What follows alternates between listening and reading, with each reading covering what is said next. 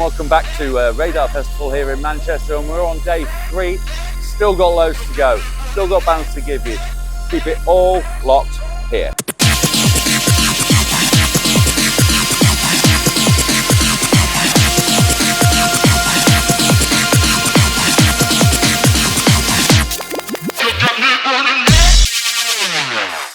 Hi, you're back with Foodinati UK at Radar Festival. I'm here with Mike from Volumes.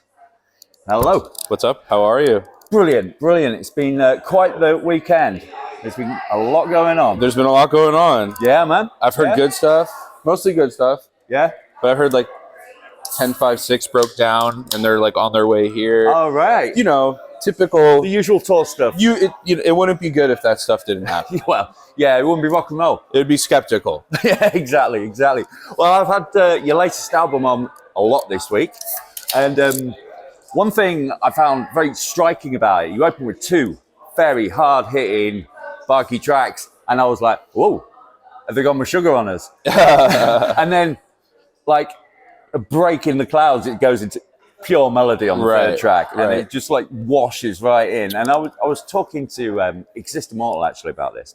And I was saying how I love how the more progressive metal bands can use melody as a palate cleanser. Right. Yes, it's a good, perfect word for that. Yeah. Yeah, so like you got that staccato punch to the face, and then you go, we'll soothe that out. Right, yeah. So is that something you're conscious of when you're writing? Yeah, I think like at this point, after like working with the band and leaving and coming back, all the albums we've made, which isn't a lot. We haven't made too many albums.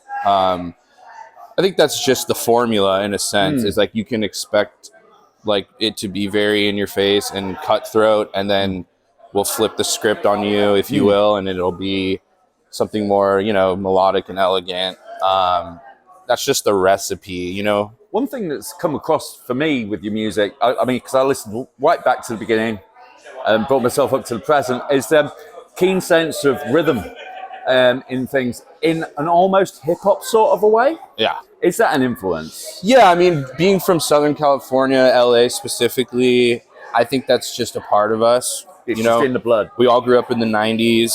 Sure.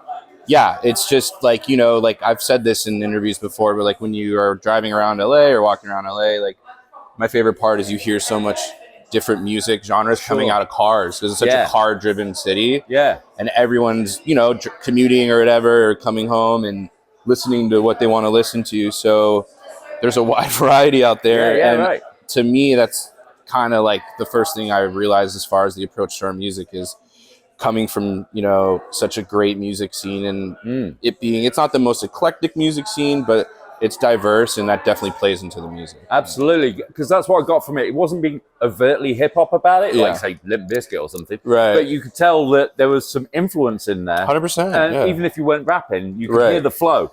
Yeah, it's like, I also, when we started the band too, I think things were just getting rigid with music, and we just wanted to, like, take some chances. I think Volumes is a band that, like, likes to take chances and do bold stuff, and like even to like a detriment at times, but that's okay with us, you know. Oh man, you gotta experiment to evolve. 100%. I mean, and that's a word that keeps coming up this weekend when I'm talking to bands like yourselves and Monuments and all these bands who've got this rich discography where they've evolved, and kept the audience on their toes. Right. I will say one thing: I've gone back to the beginning and listened all the way up, like I say. And it definitely never was boring. You know, there was never any times I thought they're just padding. Yeah. You know, there was none of that. It's just like always, you could tell that your brains are on fire. You're for it, you know? I mean, I'm exhausted after every show, because it's just, we want it to just be energy the whole time. Absolutely. That's, you know, we feel like that's when you come see a band like us, or you come see heavy music, like the last thing I want is everyone standing in place and then like the music attributing to that. So we just like make sure it's fun and feel like, you know, it's all feel for Volumes. Volumes is very like, we're technical. We have, you know, a great team, great producer in the studio. We do some self-producing, but like at the end of the day, at the end of every session, it's all feel. Yeah, we rather do stuff like that isn't, you know, maybe our fans wanted 100% love, but we want to lead them to the river. You know what I mean? Absolutely, Yeah. absolutely. I'm in the process of writing an album myself, and I'm now at the age of 45, starting to think, well, come on, how many more of these have I got? So maybe I'll just make a bit for me, you know, stuff You that I've to. always wanted to do. You got to, yeah, You know? yeah. That's the most important part about writing an album is, and trust me, I won't say which one it was, but we've written albums that weren't for us, and Yeah, you know, looking back, like the process wasn't as good as it, you know, it is now, because we're on some different shit. So absolutely. And if you're passionate about it, the passion will come across, and that will draw people in. you can tell, right? Yeah. You can tell when people mean it. Yeah, absolutely, absolutely. Well, I'm super excited for your set later on, and have you got anything else coming out this year we should be watching out for? Yeah, we're in the studio right now. There's no set date for the release, but we've been working on the album. It's going really well. I feel weird because I feel like every time we are like approaching an album cycle, if someone asks me, I feel like I say the same thing. It's gonna be great. It's gonna be good. Oh, you guys are gonna be in for it. But yeah, we Happier was like such a treacherous process that this one just feels way more lighter, and just we have some room and some time, so it's going really well. Absolutely, and nothing left to prove. That's good. I'm going to walk away with that today. I like that. Absolutely. Yeah. Well, thanks for joining us here. Absolutely. And absolutely. Yes, I'll be watching out for that. You better. Yeah.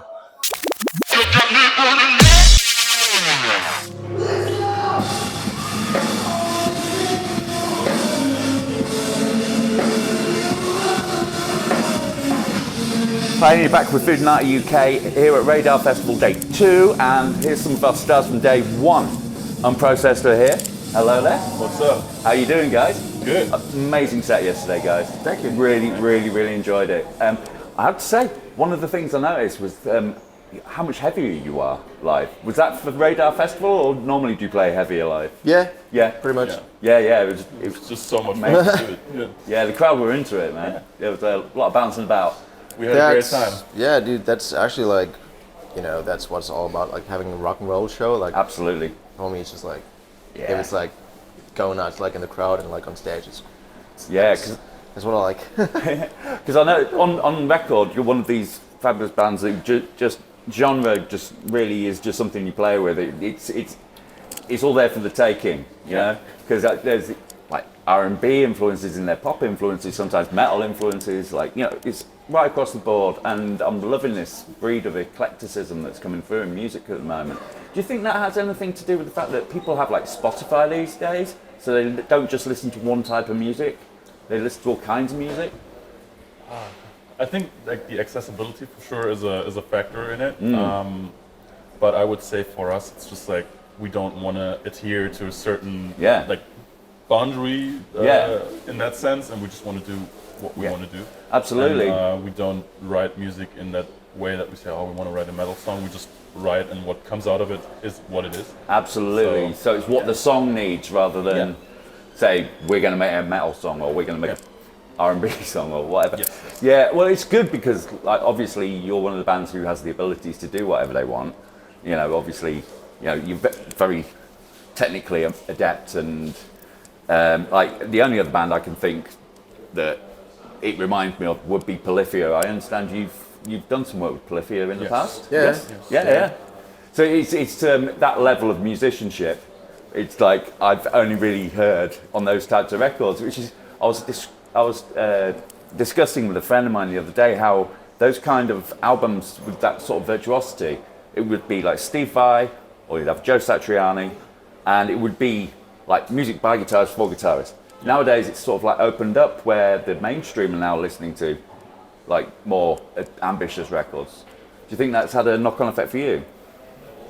I think the thing that's most fun is that you have the virtuosity and like the really technical aspect, and put it into a song that's still like, I don't know what the English word is, like you can remember the melody, and it's like catchy. Catchy, yeah. And it's you can have the intricate technical analysis if you want to, but you can still just listen to it and vibe with it. Yeah, absolutely. And, it doesn't like overwhelm you.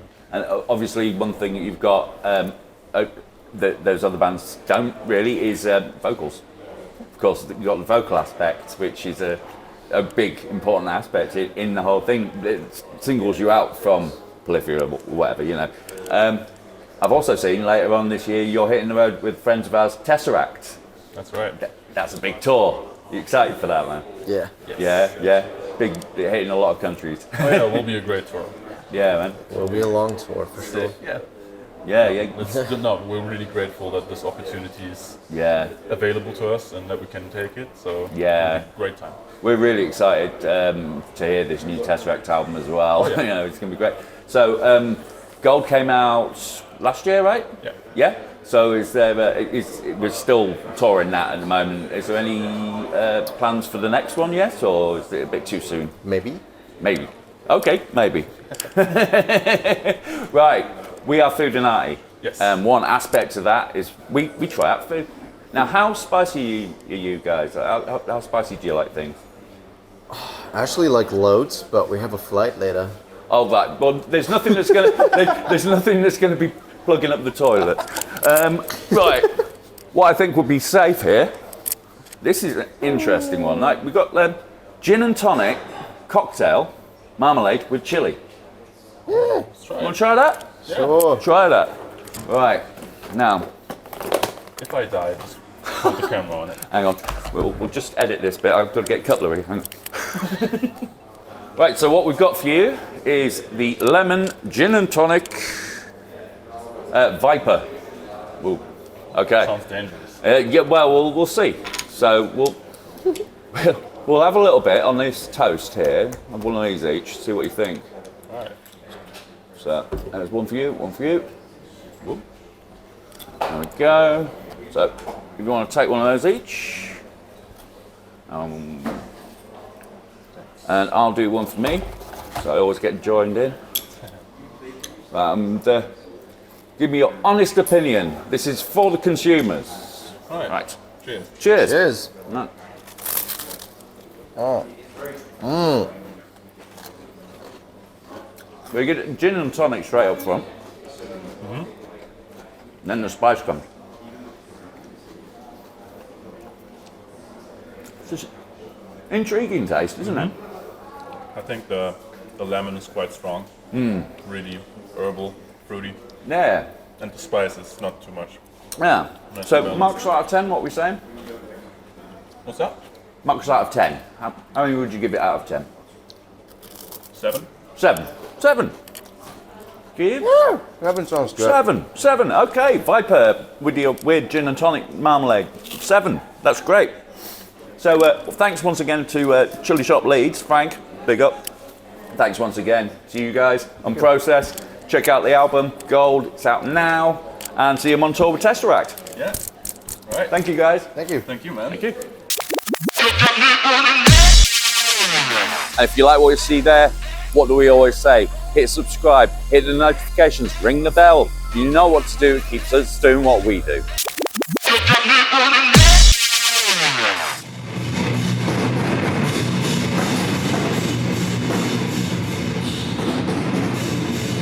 Hello and welcome back to Foodinati UK here at Radar Festival. And you'll be looking at this and you'll be saying, here, George, Hi. you had Pupil Slicer on a few weeks ago.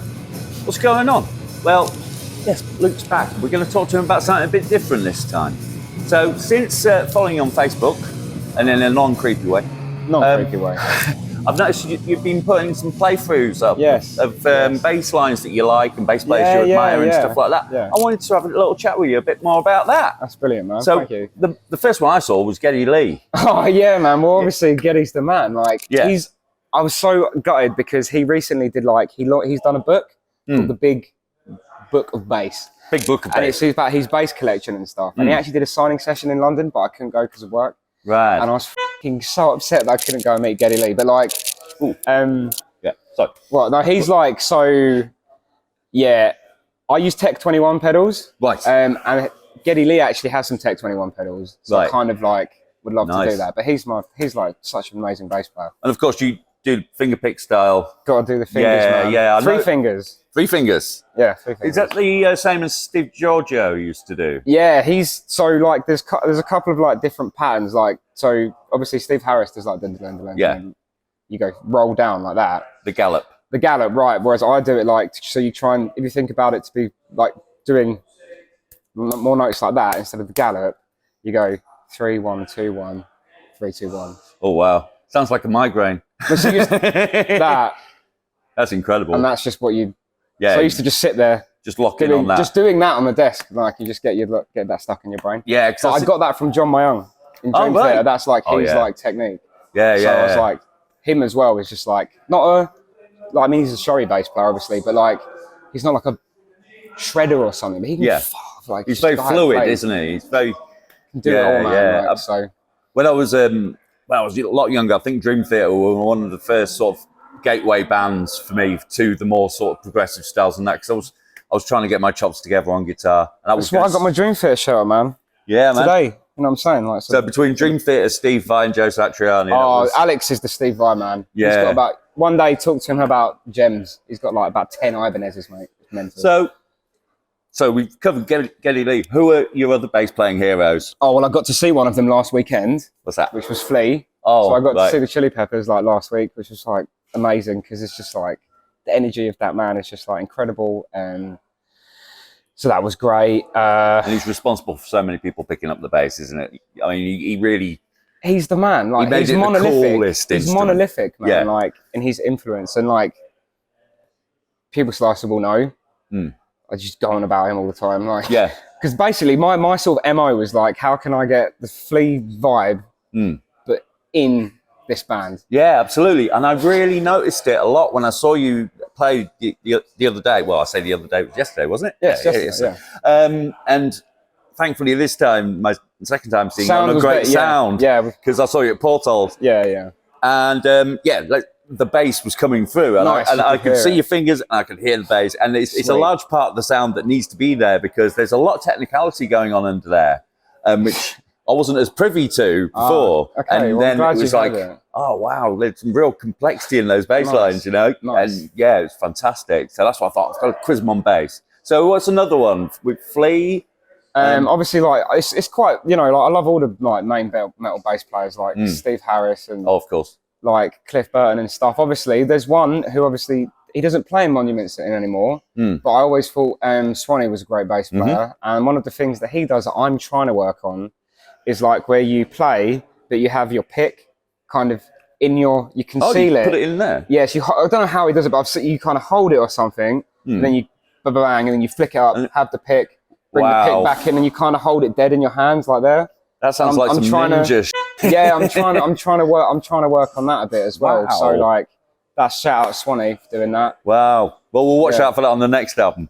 Well, on this album, I've got a song where I use a pick All right. because I wanted to like challenge myself to be you know, because I'm in my mid-30s now, so I was like, Luke, just get off the thing, just use a pick, mate. It's fine. Like, like you can use a pick, it's okay. So okay, you won't lose points. exactly. So it's funny because my wife was like, you've matured. I was like, thanks. Yeah. Another one that I've really been loving is I saw a couple of months ago is Rancid. Oh, yeah. And the bass playing in Rancid is just amazing, man. So You say that, and it's just occurred to me on the new album. And I was, I mean, because obviously you just listened to the new one. It's pretty the good. new like, one, yeah, it's pretty solid. But it's like the bass playing had never struck me as much because I always listen to the songwriting first because they are amazing songwriters. Cool, Out Come fair. the Wolves is one of my faves. Like, you know, Mate, they played about 7 or 8 songs from that. oh, It they're was so brilliant, good. Yeah. But when you actually sit and listen to the bass lines, those walking bass lines, dun, dun, dun, dun, Exactly. dun, dun, Yeah. dun, You put the walking bass it's line always behind it. walking as well. It doesn't sit still. That's one of the things that I've. So that's on my study list basically is to learn a load of Rancid songs. So yeah, at the moment I'm trying to like learn Rancid and the Strokes. Because I like that kind of more like cool, stylish bass playing that he does. Staccato kind of. Yeah, staccato with the pick and stuff. So because I think I've got the Flea thing down. Yeah. Reason like definitely. I think that's cool. So I'm trying to now think of like other Otherwise- areas that I can like bring into it. You ever tried a double bass? Again, like my missus is like, I've got a room full of basses, Luke. Yeah. So like I'd love to have one of the electric upright ones would be like brilliant. Yeah. 'Cause I know I was talking to Alex from Witch Fever, and Okay. she's playing electric cello. Nice. on Well, their new Kate stuff. plays viola, Right. so maybe there's something where like playing a double bass, Kate on a viola for like two. Maybe there's like, a new like string quartet coming up. mate, that would be epic. Like, Wouldn't for it? 2 minutes in the set, that would be great. All from like hardcore Yeah. and punk bands playing like some really nice stuff. I mean, I don't know what range that lady is in Igor, but I mean, she's a classical singer. Oh, It's she's brilliant. incredible.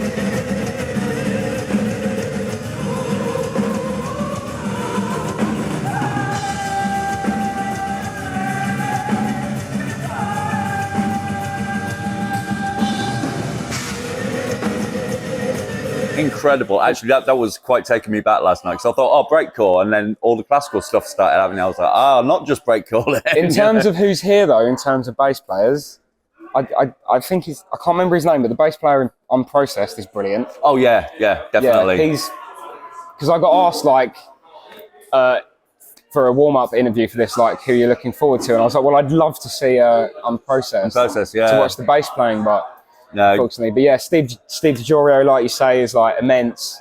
Les Claypool, maybe? Les Claypool is like huge, like because I do a lot of the cool, you know, he does like the chords. flamenco thing. I do that quite a lot. Yeah, as well, I so. noticed that when Did you were you? playing. Yeah, I did. Yeah, the chords.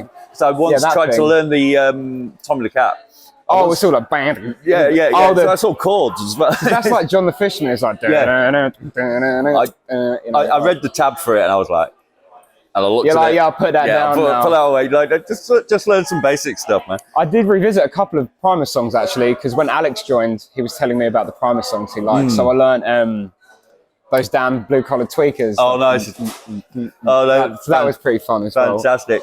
Yeah, I mean, Les Claypool was just so out on his own. It didn't even sound like bass when he played it, you know? He made a completely different, quirky instrument out of it, you know?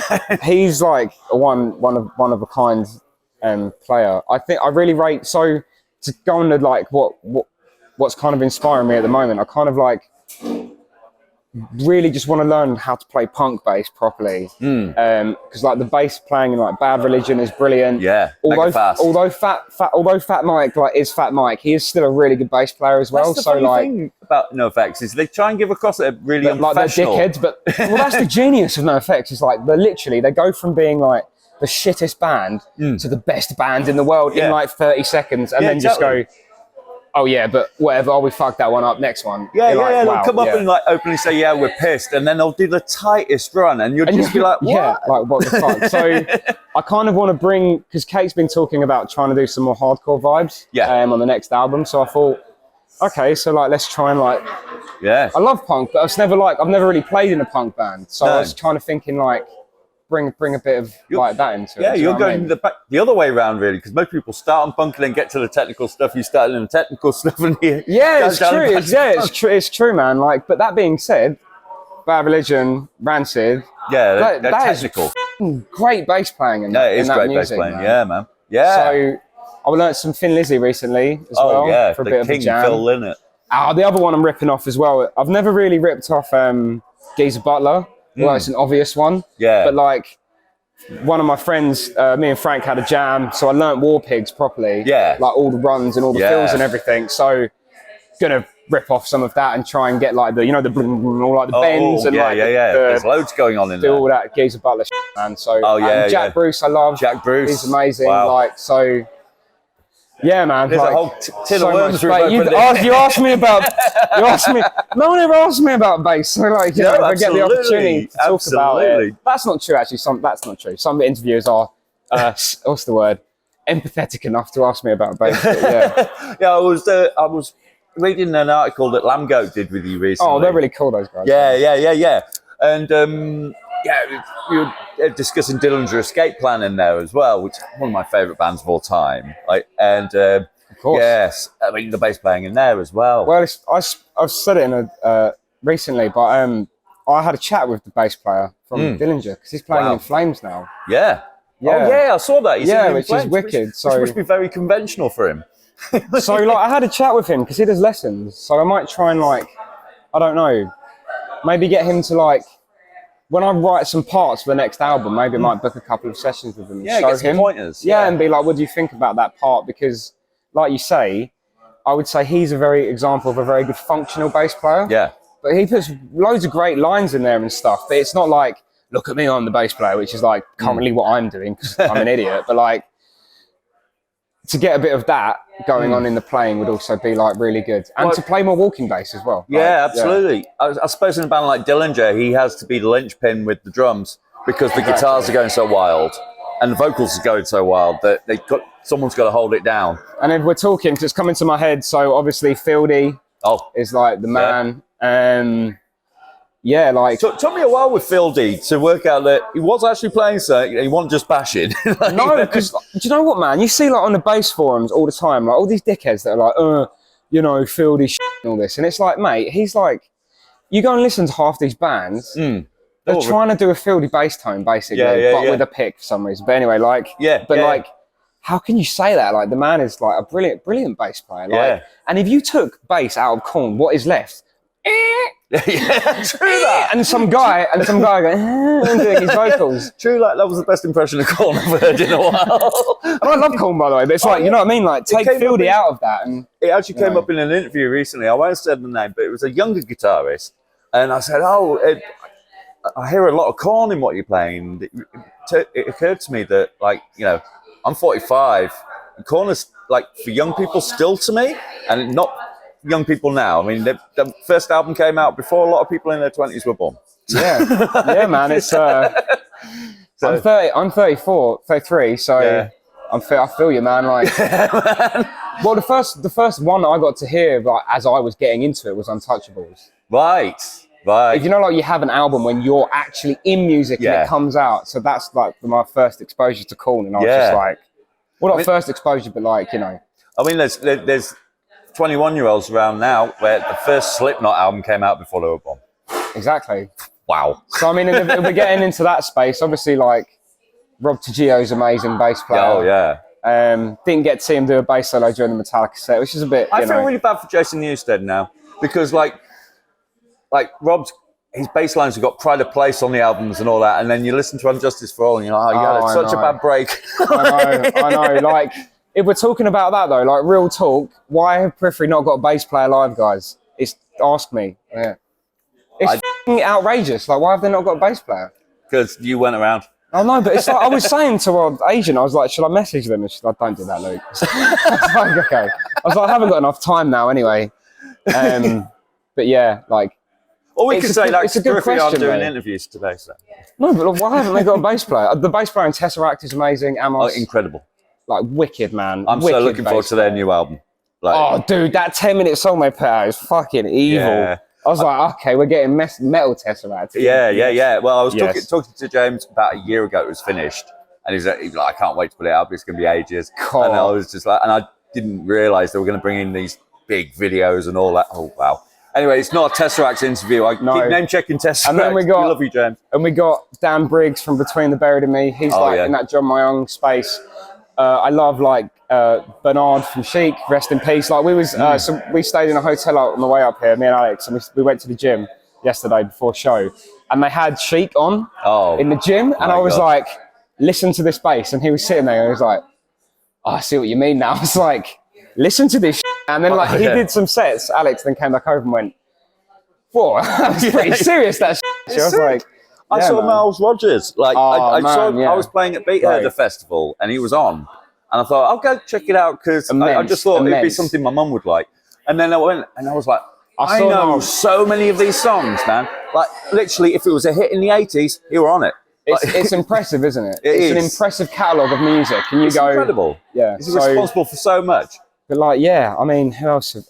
I've said loads of bass. Yeah, that's it. I love all the bass, man. Like all of the bass all the time. Absolutely. Thank you so much for being on the show once again, Luke. And I'm glad we managed to cover some new ground.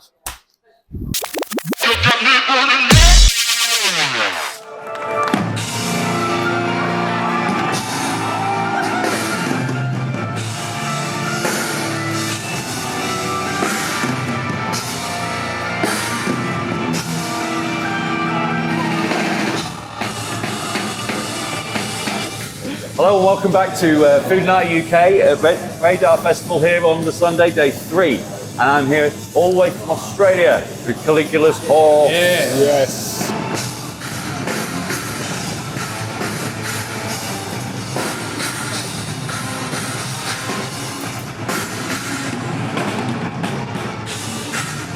Hello guys, how are you? Tired, jet lagged. Jet lag. Good. Did you come straight here? Really far away. Almost.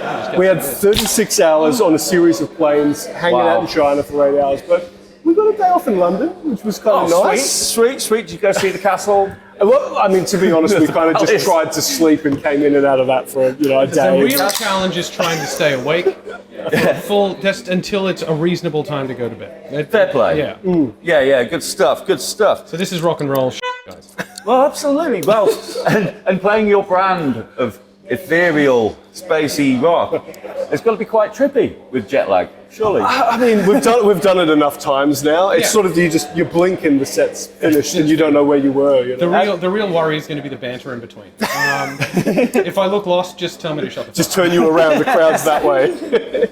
Well, thanks, man.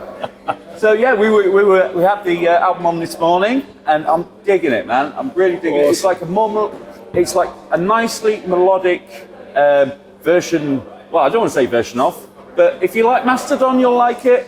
If you like Tool, you'll like it. And it's got lovely big choruses, big melodies going on as well. It's not all abrasive. It's very nice music. Thank you very Cheers. much. Yeah. That's actually a good description. I like Good. it. I'm glad I got Very, it. very humbled by it. Thank you.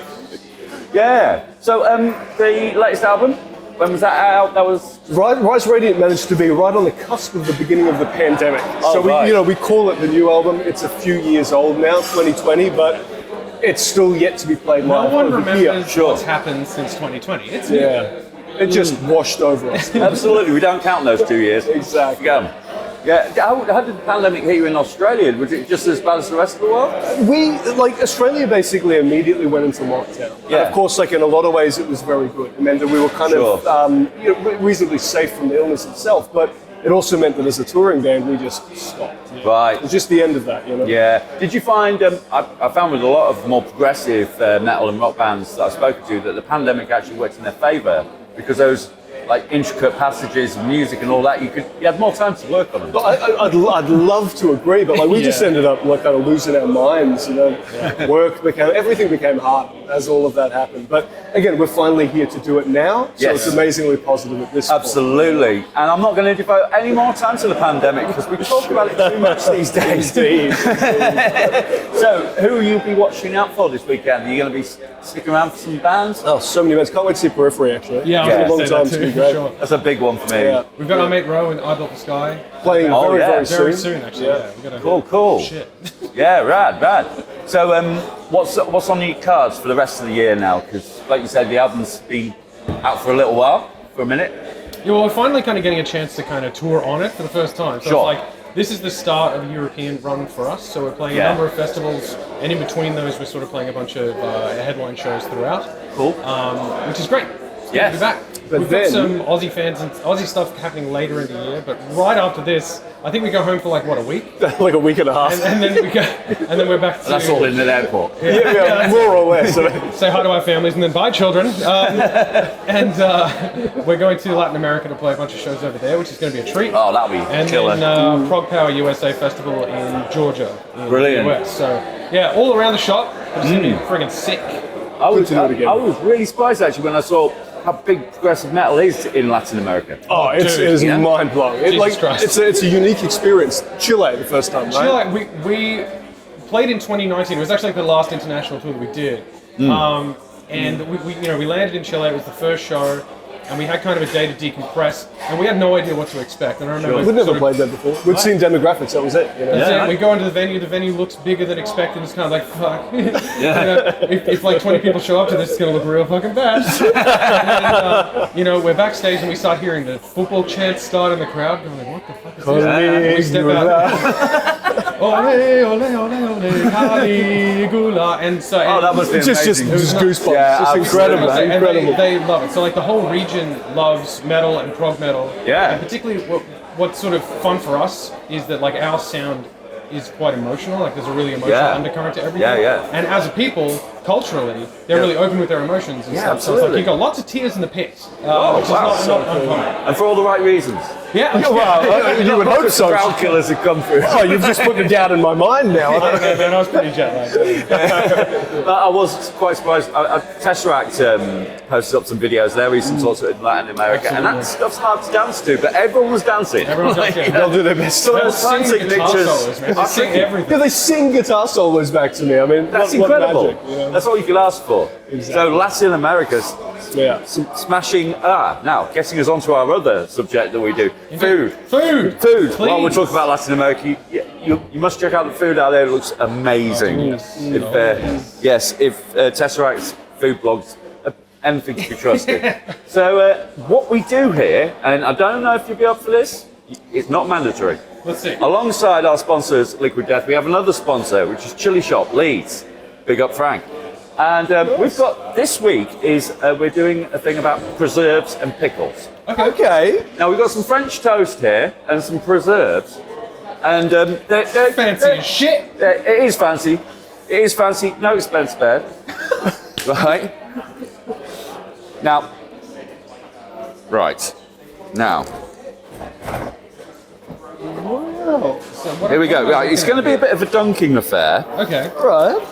So if you'd like to, right, would you like to try some chili peanut butter? I'll try some chili peanut butter. Or I've got banana habanero. Oh, banana habanero. These are both blowing my mind, but okay, I will try this. Well, they're both special. I'll do the banana habanero if you do the banana. All right. There, right. Agreed. Okay then. Right, so. What about the mystery jar? You got one that you can explain this, Let's just come. This goes with the peanut butter really well. Oh, it's salted salted caramel jalapeno. I'll also have one of them. I have one of those on there as well. Right, so, right. Can we just? I need a spoon. We got anything at all? No. Right.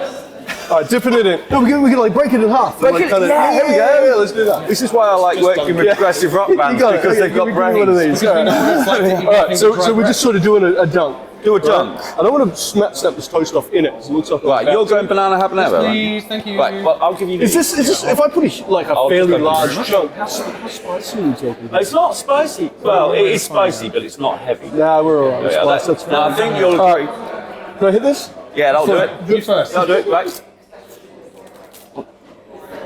Now, I think that banana habanero is pretty That special. was fucking gorgeous, dude. Holy It is. That's really good too, and it is definitely spicy. But I mean, it's quite nice. Yeah, absolutely, and that's the reason why I quite like these, because like just because it's got chili in it, it can be used as a flavour rather than just hitting you. That's actually What I wonderful. love about habaneros, because I was growing some at home as well, Yeah, is that's a chili that you can bite into, and it's almost like just eating a fruit. Yeah, it's You know very what I mean? fruity, So yeah. it's like when it goes with banana or mango or something like that. Which I made a sauce with some charred pineapple and mango and stuff. Yeah. It's always so freaking good.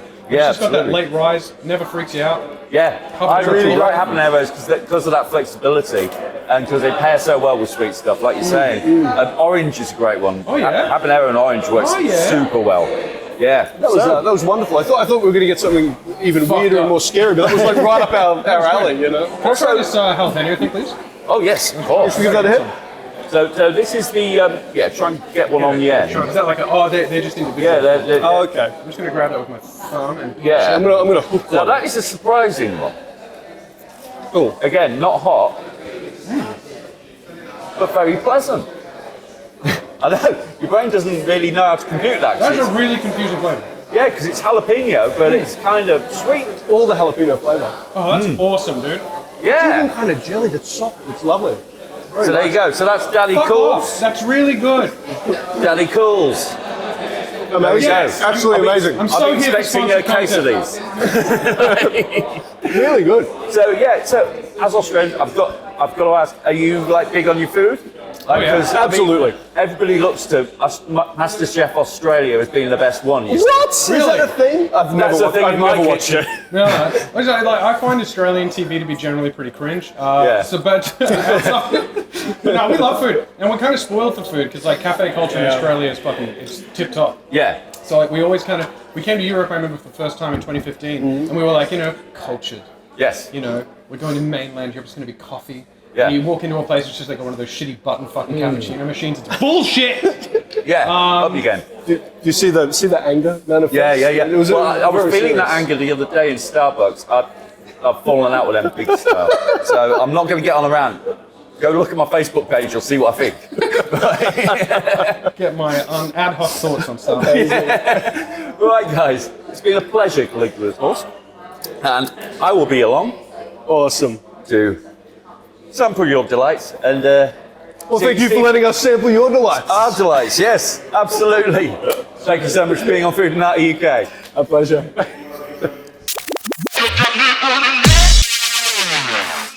And that's all from Radar Festival 2023. Join us next week when we embark on 3 more days at Arctangent Festival. Keep it locked.